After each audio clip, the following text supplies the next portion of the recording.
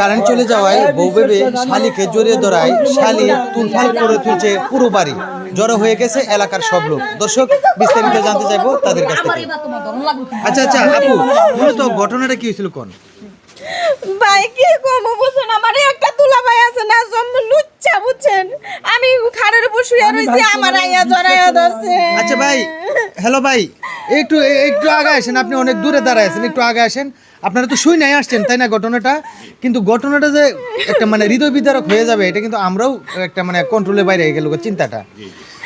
শালিকে বউ ভেবে জোরে ধরলো ওনার এই দুলাভাই, এখন নাকি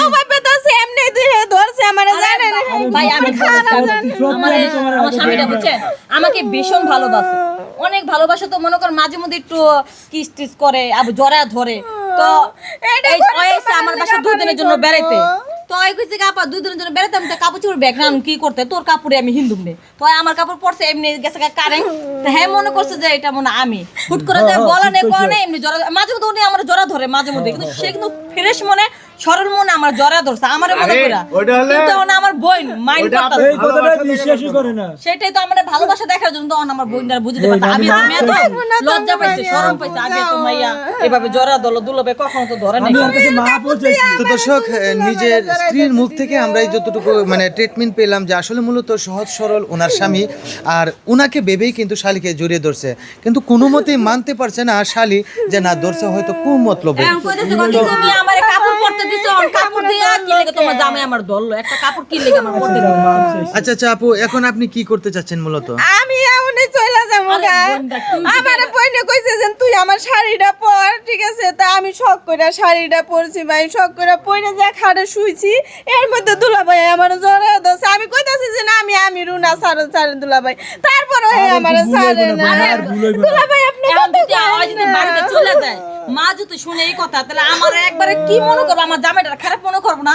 আমি তো ওনার সংসার কোনো খারাপ উদ্দেশ্যে ধরি নাই, তো দুলা ভাই বোন মনে করে ধরছি। আচ্ছা একটু আপনি এই সামনের দিকে আগান তো। আপনি বুঝা নাই মানে বলা নাই কোয়া নাই, হঠাৎ করে জড়ায় ধরতে হবে এমন কোনো রোমান্টিক আছে? এমন হচ্ছে কি, আমার রুমেই আমার শালিকা চলে আসছে, আর আমার বউয়ের শাড়ি ফট করে কানে সামনে আমার বউ আসছে, কই বউর একটু আদর ভালোবাসা দিয়াতে ধরাতে উনি ও চিৎকার করে উঠাতে আমি কইছি বোন ভুল হয়ে গেছে, আমি তোমার বোন মনে করে মারছি, আমার মারতে চাই, গালাগালি করছে, এখনো মাইনা নেয় না। তোমার তো জরা ধরন লাগবে কি লেগা? হ্যাঁ বড় 2 দিন পর আদর করতে পারবা না? বাড়ির মধ্যে একটা মেয়ে মারাইছে, আমার ছোট বোন আইছে, তোমার তো আদর করা লাগবে। আচ্ছা দর্শক, আসলে ভুল বোঝাবুঝির মাধ্যমে এই ঘটনাটি ঘটেছে। তো এখন চলে যাব একজন প্রতিবেশীর কাছে। আচ্ছা ভাই, আপনারা তো চিল্লাপাল্লা শুনেই দৌড়ায় আসছেন তাই না? এখন যে বিষয়টা মানে একটা সিরিয়াস পর্যায়ে চলে গেছে, এখন কি করবেন? এখন উনি থাকতে চাইতেছে না, না থাকুক, কিন্তু আমার কথা হচ্ছে যে উনি যে আসলে ইচ্ছা করে ধরছে নাকি অনিচ্ছায় ধরছে। দেখেন, আমরা একটা জুতা 10 দিন পরার পরে অন্য একটা জুতার মধ্যে যদি আমরা পা দেই, তখন কিন্তু অটোমেটিক্যালি পাই বইলা দেয় এটা আমার জুতা না। তার মানে ওইটা উনি তো চিল্লাচিল্লি করার পরও উনি দিয়ে শক্তভাবে নাকি ধরে আছে। এখন আমার তো মনে হয় এটা ইচ্ছাকৃতভাবে হইতে পারে। এখন দেখেন এটা কি হয় না হয়।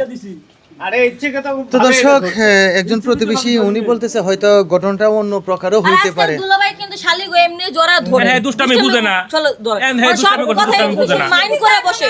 তুমি কি জানো না যে আমি কোন ছেলে মানুষ দেখতে পারি না? আমি তো বুঝি আসলে ছেলে মানুষ পছন্দ করে না, ঠিক আছে? তো দর্শক, এখন চলে যাব একটু ওনার শাশুড়ির কাছে, অর্থাৎ এই যে আমাদের যে দুলাভাইয়ের মার কাছে। আচ্ছা আন্টি, এখন যে একটা ভুল বোঝাবুঝি হইলো, আপনার মেহমান আপনার কি যে মানে বউয়ের বোন উনি যে চলে যাইতে চাইতেছে রাগ করে, এখন কি করবেন? আসল কথা কি বাজান, দুঃখের কথা কি কমু, আমার মেয়ে পোলাটা হয়েছে বেদ্য, সহজ সরল একটু মাথা বুকা শোকা আছে, হয়তো মনে হয় বউরে মনে করে মনে হয় ধরছে, যে রে তো কইতাছি বলে মা যাও এবার হয়ে গেছে, পোলা তো আমার পাগলা টাইপের, জাগা মাইডে মনে কিছু না, আর ওই ছোট ছোটবেলা থেকে এটা মেজাজ পুরুষ মানুষ সহ্য করতে পারে না, এটা মাইছে হলো তো খারাপ, ছোটবেলা থেকে খিটখিটা হচ্ছে। আমার বোনের ভুল বুঝতে পারছে যে তুই আর কি করার, ভুল যেহেতু বুঝতে পারছে তাহলে আসলে। তো দর্শক, আমরা তো সবার কথাই একটু শুনতে পাইলাম, এখন চলে যাব একটু শালির কাছে।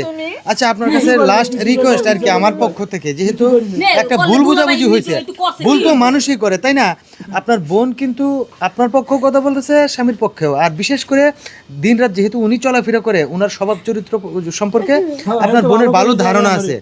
আপনার বোনে বলতেছে যে এটা কুমতলবে না, এটা হয়তো আমাকে ভেবেই ধরছে।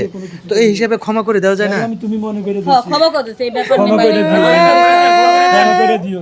তোমার জামাই গেলে আমার জড়াই ধরবে, আমি কেমনে মাপ চাইছি তো, মাপ চাইছি।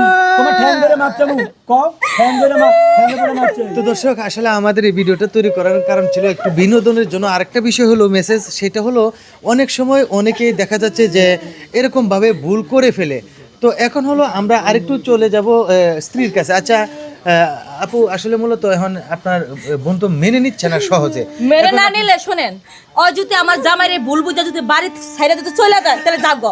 আর আমি জীবনে আমার বাড়িতে জায়গা দিব না। যেহেতু মাইন্ড করতে পারে, ও যদি আমার স্বামী ভুল স্বীকার করছে, আমি তো মাইন্ড তোমার করে বিয়েতেও সুস্থ যাবো মন না নিয়ে আমি থাকি। যদি না আচ্ছা, হয়। ছোটবেলা থেকে খিটখিটা। এখন অনেক কথাই শুনলেন, এখন কি করবেন বলেন? এখন আমি জামগা থাক জায়গা তোমাকে বানাই আমার শাড়ি খুলে দিয়ে আসে তো দর্শক, আসলে ভুল বুঝাবুঝির মাধ্যমে অনেক কিছু ঘটে যায়, কিন্তু আসলে মূলত দেখা যাচ্ছে ছোটোখাটো বিষয় নিয়ে বড় পর্যায়ে চলে যায়। কিন্তু আসল তদন্ত করে সঠিক মানে বিষয়টা জানার দরকার। কারণ হলো যে একটা ছোটোখাটো বিষয়ের ভিতরে অনেক কিছু লুকিয়ে থাকে। আবার দেখা যাচ্ছে যে ভুল বুঝাবুঝির মাধ্যমে অনেক বড় ধরনের ক্ষতিও হয়ে যায়। তবে আমরা সবাই চাইবো যে যে কোনো বিষয় খতিয়ে দেখার জন্য আসলে তদন্তের ভিতরে কি হয় না হয়, এটা হলো সবচেয়ে মেইন বিষয়।